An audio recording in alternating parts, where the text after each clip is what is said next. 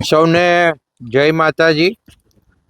આદરણીય સૌ ઉપસ્થિત પત્રકારો, બહેનો, ભાઈઓ, સૌ પ્રથમ તો તમને અને આપના પરિવારને આ નવરાત્રિના પાવન મહોત્સવ માટે હાર્દિક શુભકામનાઓ। નવરાત્રિ એટલે માતાજીની ઉપાસના, શ્રદ્ધા અને ભક્તિનો ઉત્સવ છે। 9 દિવસ સુધી માતા શક્તિના 9 સ્વરૂપોની પૂજા આપણા સંસ્કૃતિ પ્રમાણે કરવામાં આવે છે। આ વર્ષે ગરબા પ્રેમી નગરજનો માટે કુલ 3 જગ્યાએ આપણા દ્વારા જ ગરબાનું આયોજન કરવામાં આવ્યું છે। નવરંગ ગ્રુપ દ્વારા અહીંયા બાસુદી ગ્રાઉન્ડ પારસ સર્કલ પાસે આપણે નિઃશુલ્ક ગરબાનું આયોજન કર્યું છે। ભાઈઓ અને બહેનો પરંપરાગત ટ્રેડિશનલ ડ્રેસની અંદર ગરબા ગાવા આવે એને અહીંયા ફ્રી ઓફ ચાર્જ ગરબા ગાવા મળવાના છે અને સાથે આધાર કાર્ડ અને રજિસ્ટ્રેશન કરાવવું એ ફરજિયાત છે। બીજું, મા શક્તિ ચેરિટેબલ ટ્રસ્ટ દ્વારા રાધે ફાર્મ એટલે મટકા ખીચડીની સામેના ભાગમાં આપણે પીપલગ રોડ ખાતે ગાયક પલક રાવ નવદુર્ગા નવરાત્રિ મહોત્સવની અંદર જે ખેલૈયાઓ સાથે ગરબા રમી શકે તે રીતે આપણે દર વખતની જેમ આ વખતે પણ વિશાળ આયોજન કરવામાં આવ્યું છે અને આમાં પણ લગભગ 25,000થી ઉપર ખેલૈયાઓ ખેલી શકે એક સાથે એ પ્રમાણેના આયોજન કરવામાં આવ્યા છે।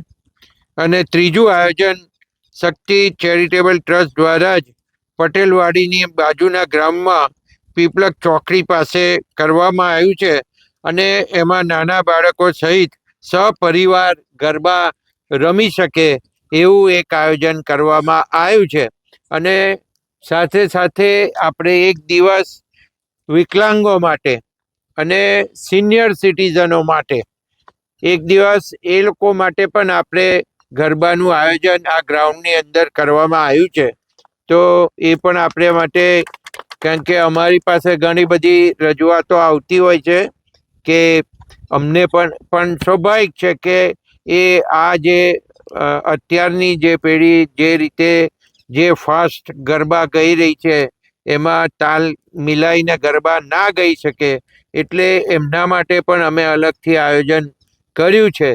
તો અમે એક દિવસ રાખ્યો છે, પણ જરૂર પડશે તો રોજ 1 કલાક પણ ગરબા ગઈ શકે સિનિયર સિટીઝનો એ પણ આયોજન આની અંદર આપણે કરવામાં આવ્યું છે।